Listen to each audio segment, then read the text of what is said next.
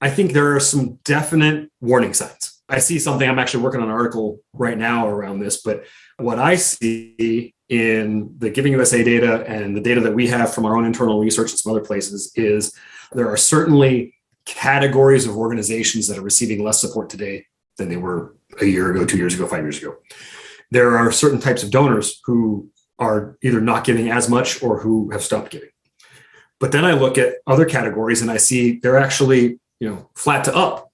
The article that I'm working on is looking at and exposing the difference between those donors and organizations that embrace a faith persuasion and those that don't. Because what we see in the data is there's a fairly distinct difference in how donors behave, whether they are a person of faith and they give to ministry type organizations of whatever faith, or those who are primarily secular and give to secular causes. I think we're seeing a split there.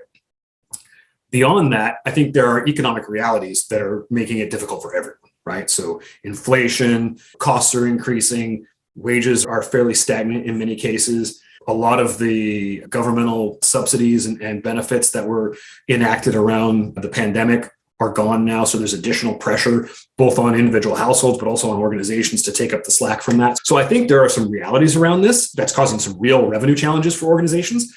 I don't think it's a permanent thing though, right? I don't think the sky is falling. I think it's a clarion call, first of all, to treat donors better, right? And that goes back to the business model conversation and how are we investing and what are we doing differently? Are we just talking about it and are we just making signs and saying, we're going to do this differently? Or are we actually fundamentally changing the way that we do the work and the way that we engage with people to give them a better experience, right? And to encourage donors to actually deepen their relationships with an organization, not just to deepen their investment. And then, the other side of the coin is there are certain things we just can't control, right? None of us can control monetary policy. None of us can control inflation. There are some people who say, well, elections matter, and this is why you need to elect to this person or that person. So what? Yes, they have an impact and they do make an impact, but they don't change things like this overnight, right?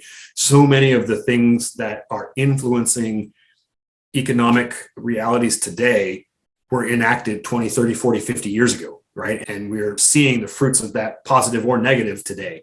So, it's much bigger, I think, than just an acute blip in the radar. Yes, there are fewer donors giving today than there have been in decades.